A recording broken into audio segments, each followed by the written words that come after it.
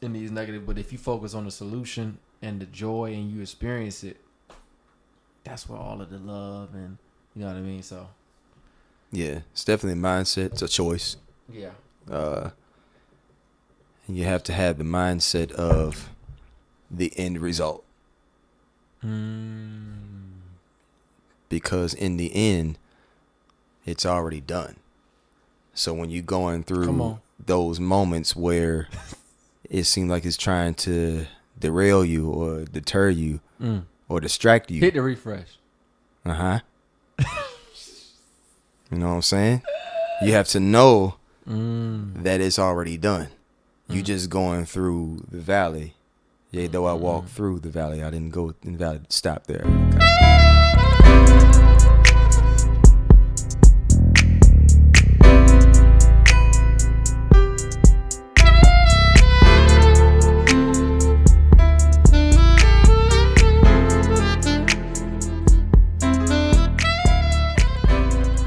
This is how we doing it today. It is officially, what time is it?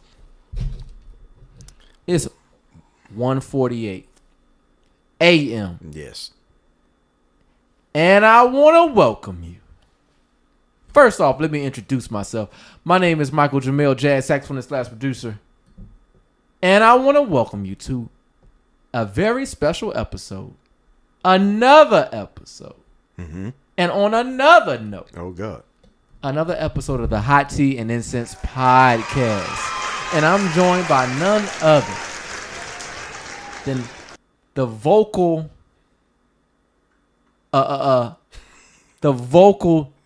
dare I say, genius. Take your time, Doc. The prodigy. The king of BGVs. Come on now. Opening up at the Hampton Jazz Festival. All these different celebrities. Voices of Fire legend. Mr. You have to say the Mr. You really don't have to, though. You don't have to say the Mr., bro. Mr. Trey Jones. Y'all give it up for him. Mr. Trey Jones. My brother. A brother in the family. He got new clothes now, too. Though. He just looks like he just stepped out of a magazine tonight. I just got off the stage, bro. How you feeling, man? I'm good, man. Good to be in the area. Good to check up on my younger brother over here. He's joking. I'm the older brother. Lies. That one time we went to that pool party and they asked for my ID because I just look younger. Right. But I'm technically the big bro.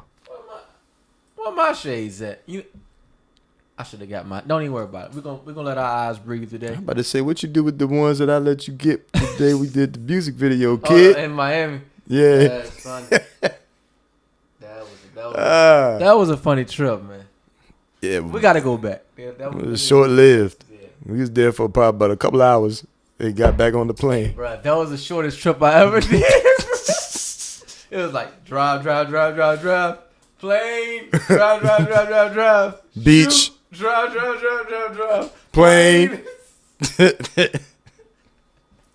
It was fun though, bro. It was fun. I was. We should have spent a little more time down there. Oh man. Yeah. So glad to have you back on the podcast, man. For sure. It's been a little while. As you can see, we working, got a new sign and everything like that. But first and foremost, before we dive in to all the new and amazing things you got going on, we're gonna start off reading the T captions. All right. So here at the Hot Tea and Incense podcast, we're all about healthy ways to relieve stress. Healthy ways. And my T caption says, whoa, it's a long one. Usually not this long. Life is best lived by focusing on your goals and dancing through all other distractions. I like that. That's good. Yeah, that's deep. Ready for mine? Yes, sir. All right. Mine says, you can measure the love you bring to each day by the joy you experience in each moment. Okay, yeah. Yogi. Yeah. They finally got some new quotes up in these joints now. That's a good one. That's what's up, man. And, think about joy, I realized it's a mindset. It is. I watched, you ever seen The Secret? Nope. So this movie called The Secret, but it's funny that they call it a secret because it's not really a secret. Because God said it in the word, which is so a man thinketh, so is he. Mm-hmm.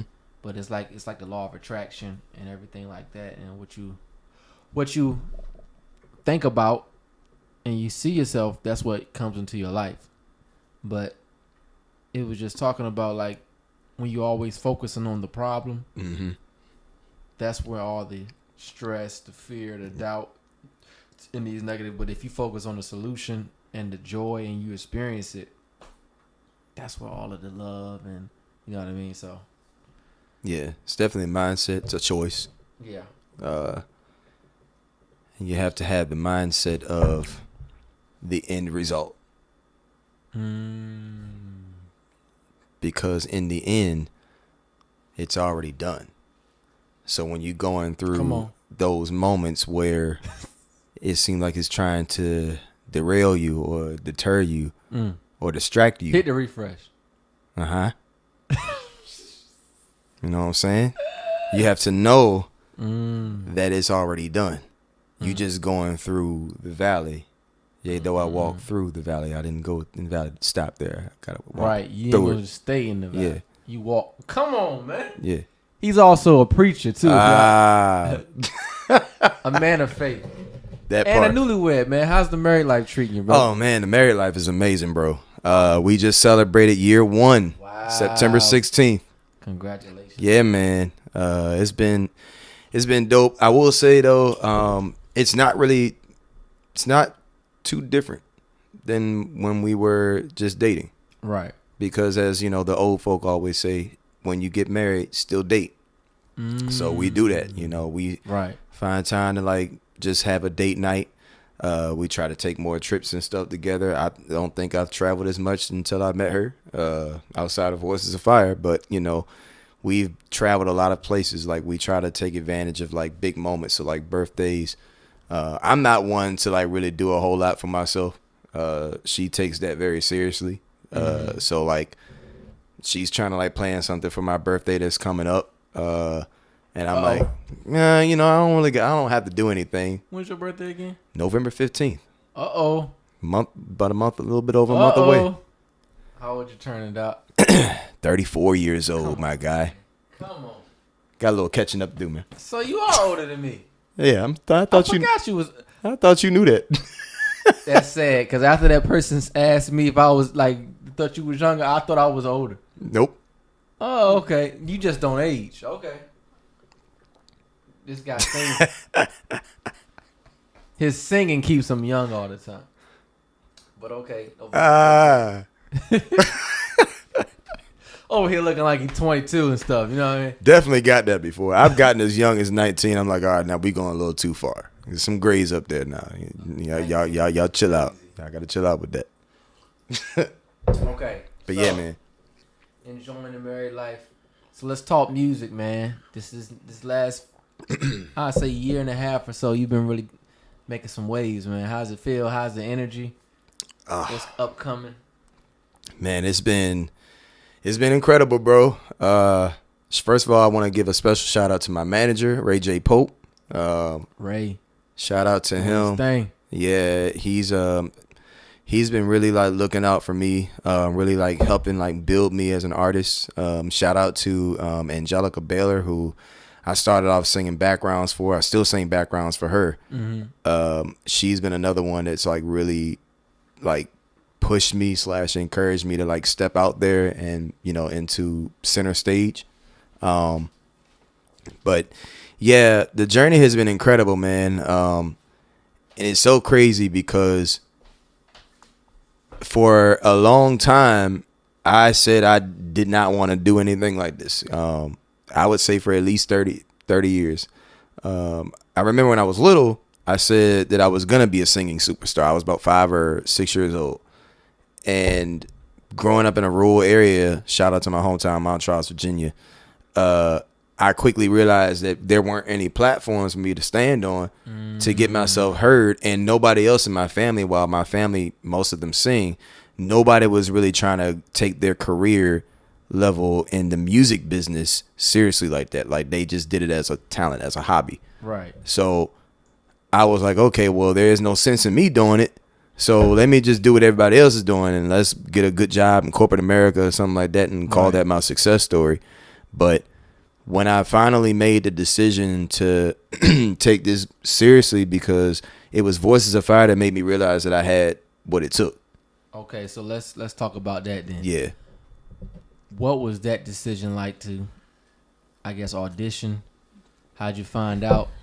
And then take us through the process of you making it and everything that came afterwards. So about 3 of my cousins sent me the link to the Voices of Fire audition, and then one of my homies had sent me the link, and it wasn't no asking me to do it. It was you doing this right here. Like I was basically told that I was going to do it. Like you better do this. Right. And I had no desire initially. I'm not even going to cap. I had no desire to do it, but then at that time I was more established in my corporate America career. You know, I've hit all the goals that I wanted to hit. And so I was like, all right, why not? And so it was a risk taking on the opportunity because at the time I was working at a job that didn't have no work-home balance. So if you left work early, that was frowned upon. And I had to leave work early just to get from D.C. to Norfolk in a decent amount of time. So you was taking a risk. I was taking a huge risk. Wow. So I did it because I'm like, I let a lot of opportunities pass me by beforehand. So I was like, now I can at least try. So I went and I tried. And, long story short, like I auditioned. They liked me. They asked me if I had like any availabilities to come to rehearsal. That's how I knew I had made it right off the bat. Because shout out to Bishop Ezekiel Williams. He was one of the main ones that asked me. He was like, young man, where you from? And how busy are you? Make sure you keep your schedule open for rehearsals coming up. They weren't supposed to tell you that you made it. Right. You know what I mean? But when they asked me, I ain't gonna cap. I broke down and cried, bro. Wow. Because it was like surreal. Like as soon as I started singing, like Bishop like threw his hand up like this, and I thought he was trying to tell me to stop. But in actuality, he was in full blown like worship. Wow, dude. And that just let me know right then. I was like, okay, there's a special anointing that you have within you that's flowing. I think, me personally, I think that just even in that whole process of them deciding and choosing people, I think God was all in the midst because everybody knows that room had that some essence of that. Yeah. And it's like even down to the band members. Yeah. I'm like, dang, okay. It didn't appear to be a hard decision in some cases because everybody pretty much had that oil. And so when I made it, like when they officially announced like everybody that had made it, it really changed my perspective on the gift that God has given me. And I was like, okay, like I'm around like all these like stupid talented people, like from singers, songwriters, directors, producers, musicians, like composers, like all that stuff was embedded in that choir, bro. Right. And I'm like, here's this, small town country boy that had no music lessons that is in the midst of all of this. And so I'm like, okay, maybe I do have what it takes. So that's what like changed my perspective, and that's what made me want to like at least try to pursue a career in it. But I was still having a slow start. Yeah. And that was like the songwriting part. I used to say like I wasn't a songwriter or anything like that. So that was another thing that I was using to hold me back. But like to like bring you back up to speed, when I finally made the decision to sign with Ray for management, because Ray was determined to get me to like, stardom. It took me about maybe 2 years or a year and a half, something like that, to like officially sign with them, because I had already put a single out. I had opened for Angelica Baylor, and it brought Ray to tears. And so Ray was like, man, like you are a star, and I don't even think that you know it, and I really want to make sure I get you out there. And so after like really sitting on it, praying about it, I went ahead and I signed with them, and it was almost like immediately, like I started gigging. Like, I started off at the Lions Den, Richmond. Shout out to Brian and everybody there. Lions Den survived too. Yeah, like, started off there. They wanted me to set up a residency there instantly. And then it went from that to, of course, performing with Angelica, going up and down the East Coast. And then out of nowhere, here comes opening for Troop, opening for Christopher Williams, and singing with Christopher Williams. Finding out that Christopher Williams is a fan of mine. To Uncle Charlie Wilson, bro. Oh, yeah, that was crazy. Like, I think about all this stuff, man. I'm just like, yo, like. You got to get a scrapbook, bro. Man, like. So you can keep track of these experiences. Yeah, absolutely. I try to, like, make sure I document, like, all that stuff and keep it on file. Because I'm like, every time I think about it, I'm just like, yo, man, like, to God be the glory, man. Like, what if I had kept doubting myself? You know what I mean? Right. So speak to that, man, just how to, like, because I think that's a couple things I got off of, that whole passage you just said when you talked about work-life balance. Mm-hmm. I wanted to kind of speak to how you balance your artistry, your job, your family. Speaking of the health in balancing it, and how does it work with studio, practice, performances? So it's not easy. It's definitely not easy. I think right now for me, it's a little easier because, like, when it comes down to family, right now it's just my wife and I. Like, we're working on kids. Right. So, like, when the kids come, obviously that stuff is going to have to slow down, right? But as of right now, we don't have any kids yet. So it's a little bit easier. You can hire a maid. Yeah, by then, yes. By then, I'm going to go ahead and manifest that right now. Would you hire a maid? Or not a maid, but a... Honestly, we probably wouldn't need one because my wife and I, we have our parents. There you go. So, There you go. And they're babysitters. Yeah, they're always willing, to be in place because, we're only children. So, Oh, really? Yeah, we're both only children. Okay. So it just makes things easier, you know what I mean? And then parents are getting towards the age of retirement too. Like, my father-in-law just retired from the police force. So it's like, that stuff will be relatively easier on us. But as of right now, like, it's easy for me to balance it all because my wife, she works full time as a nurse. And so, like, her schedules are like, she works from like 11 a.m. to 11 p.m. So, like, I have the whole day. Like, I work my 9 to 5 and then I have quite a few hours to do everything that I need to do. So, like, if I need to go to the studio, I can get to the studio, record, and be back home by the time she gets back home. Most of my shows are on weekends. She's off on weekends, so usually she'll come with me to the shows. And that's beautiful too. I think, like, sometimes when it's just a show, if it's just like work and you don't have your spouse there, it's just that job. But, like, sometimes, like, if I get booked for an event, the event would be amazing. Yeah. You know what I mean?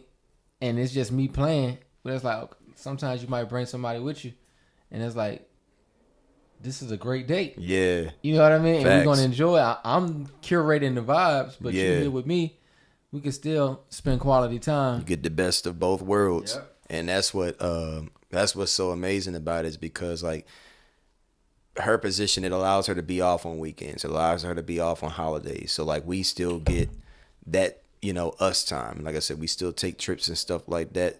But we try to plan it around my schedule as well, like, as far as, like, my show schedule and all that kind of stuff. Rehearsals are easy because, again, like, she works typically on the days that I have rehearsals. So, like, by the time I'm done, we're both getting home about the same time.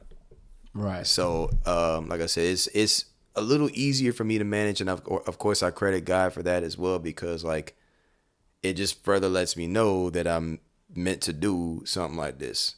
You know what I mean? So, yeah. It's pretty easy. I will say, though, because I come from a very tight-knit family, too. And usually, like, we'll have, like, family functions and stuff like that. But sometimes I can't always make those. Right. And that part is a little bit, it's a little hard. Like I think my grandma was celebrating her birthday, and we always get together as a family and have like a cookout and stuff for her. But I think I had a gig that day. Yep. And so I came for about an hour and then I had to leave. Yep. So I always try to find a way to like make it balance out. But sometimes it does. I just can't make some of the events. And that's one of the things that I have to like, get programmed in my head. Thankfully, like my family, of course, they understand because they know like I'm really pushing hard, as Trey Jones, a singer. And so Mr. This guy. Trey Jones. So like they understand. So it's cool, but it's definitely not easy. I want to make sure I make that very clear. It's not an easy thing to do. When you have a spouse, or if you have somebody special in your life, make sure you have that conversation with them. Like especially like if it's something that you want to do, make sure y'all talk about it. If you haven't already started it, because that's going to be very important. Like lay out as much details as you possibly can to prepare that person and yourself, because the surprises is what usually derails things. So, and I learned that. And so like before I even started doing this, I told my wife, my girlfriend at the time, I was like, hey, like I want to be a singer. But I told her, I was like, I don't like being a singer is one thing, but then it comes with going, potentially going on tour. It comes with going, females being all up in your inbox and your comments and all that kind of stuff. And I'm like, you got to be able to trust me because this is the only person that you can control. You can't control what somebody says on my status. You can't control what somebody says in my inbox or anything. You have to be able to know that I have a good thing. That's all. We got a good thing. So yeah, it's it takes work. Mr. Trey Jones collab gonna be crazy too, bro. I can't wait for that. That'd be Tank, crazy. Listen, you done already copied some of my pictures, man. The picture stealing is crazy. Stole my pictures, man. Stole my poses. Stole the poses. No, so the other part, and then I'm gonna talk about some upcoming music you got dropping, so we can kind of get into what we can expect in the future. Yeah. But you talked about believing in yourself, man. And, yeah. Kind of you saying like you're underestimating your abilities. Speak to, and this is one thing I've been working on too. Okay. The faith. How to build that faith. First of all, nah, because you said the key word, bro, and that's faith. That's one thing that me and like some of my other homies have been talking a lot about is faith. Right. I have to give a special shout out to my church, my Bishop Darnall Hall, who has been teaching about faith as well. You have to be in the word, bro. And I'm glad that faith comes by hearing and hearing the word of God. Wow. So you have to be in the word, and when you're in the word, that means that you can say what God says about you. And I'm gonna give you a great example of that because it's a testimony, and I have to say it. But I started going to my current church during COVID, just going down for Bible studies and singing with the praise team. And I fell in love with the teachings under the leadership of Bishop Hall. And then like it really put things into perspective for me to be able to do the things that I'm doing now.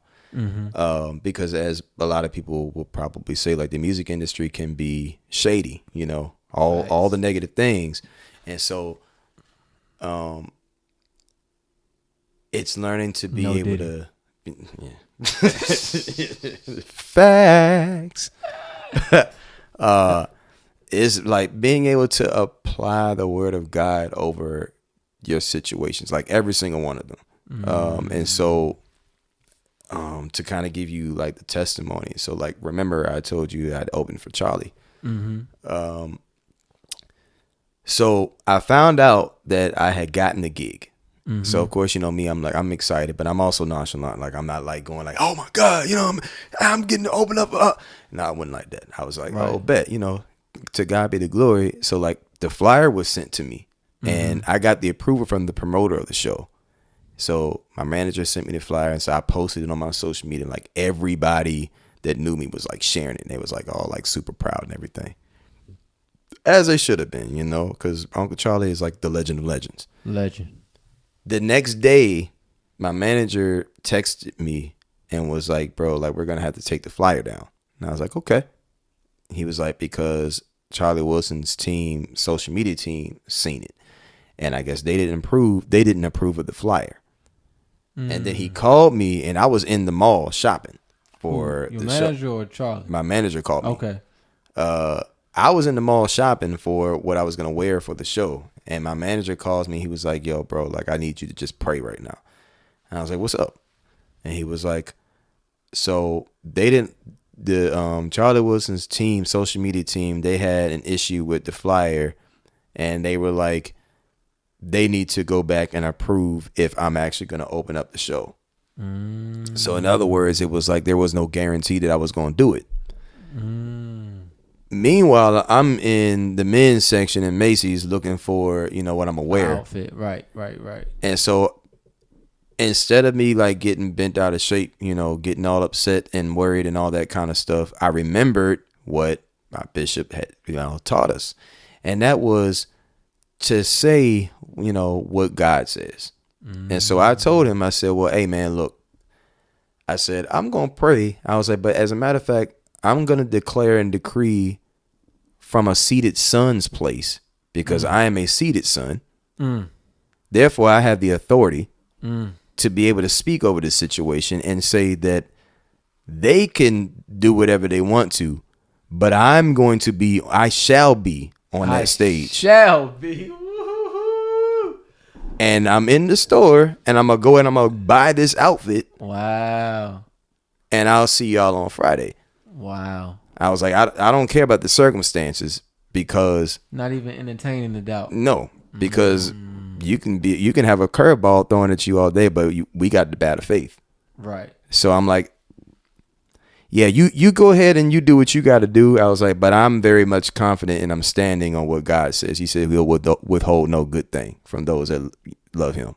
So I'm like, that's dope, bro. I'm like, okay, say less. Got off the phone the next morning, bro. Literally, yo, man, they love you, and they want you to do the show, but it's so much better now because it was just the promoter that put you on, but now like Charlie Wilson's team got their eyes on you. Wow. So it was a different situation, because it wasn't just the approval of the promoter of the show, but it was Charlie's people that officially approved me. So like they have an idea of what I'm about. So like now, like I know it worked in your favor, pretty much. It all worked. What the book say? Yeah. What is it? All things work for good to them that are called according to His purpose. Yep. So I stood on all of that, bro. I stood heavy on all of that. So yeah. I shall. Facts. So that's what really like built up my faith in myself, right, to be able to do like what I'm doing right now. And I'm glad that I took the route that I took, which is getting in a Bible-based church, really getting taught the Bible, the word, right, and being edified, so that when I got out there, I had what I needed to have to be able to handle all that was going to be coming at me. Right. So, yeah, bro. No, that's facts. Yeah. So, we winding down now. It's officially, what time is it? 2:16.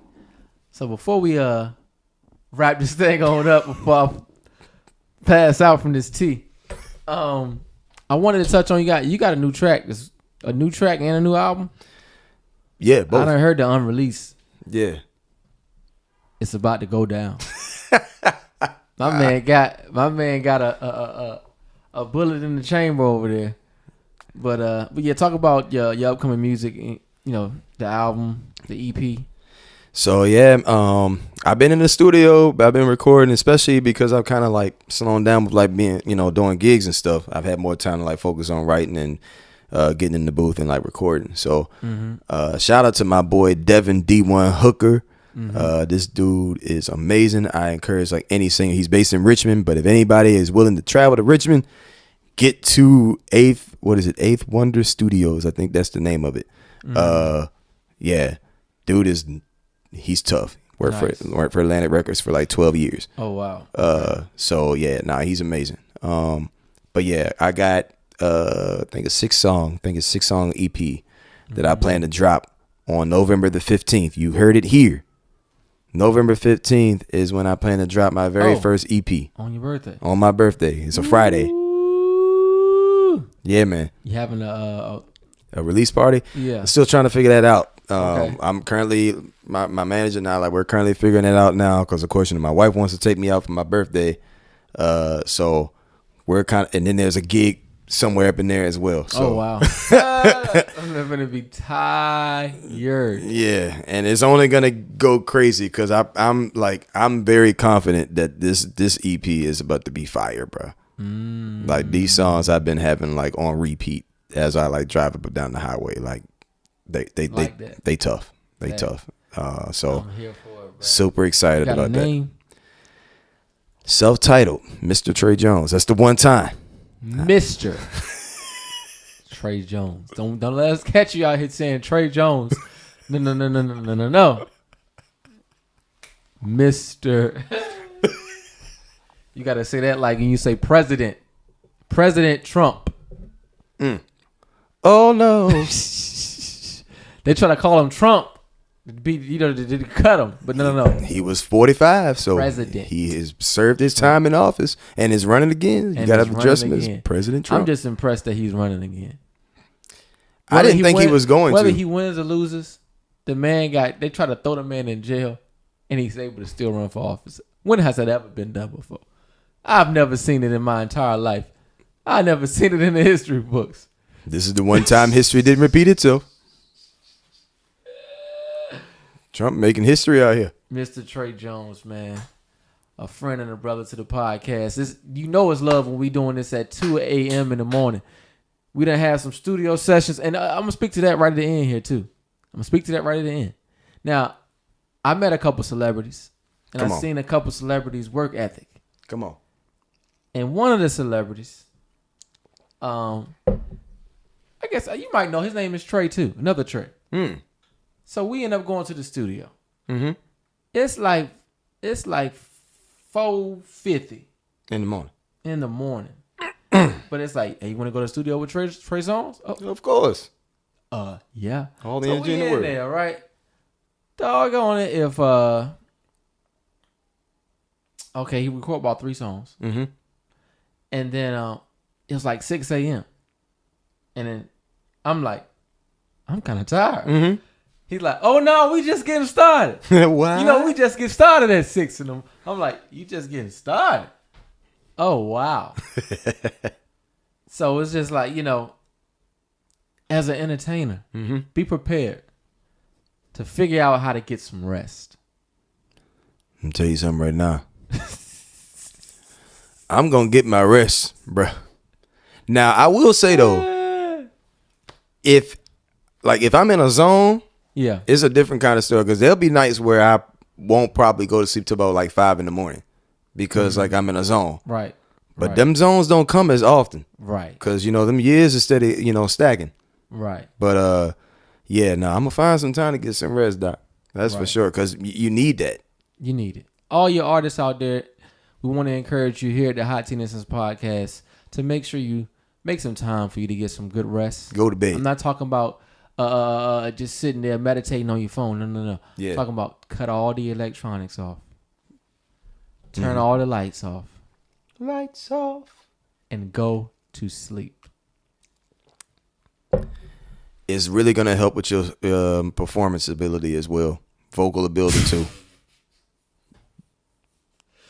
I'm just saying. Facts. I've been there. So that being said, we thank you for joining us on this late night version episode of the Hot Tea Incense podcast. And make sure when you're sipping that tea, light it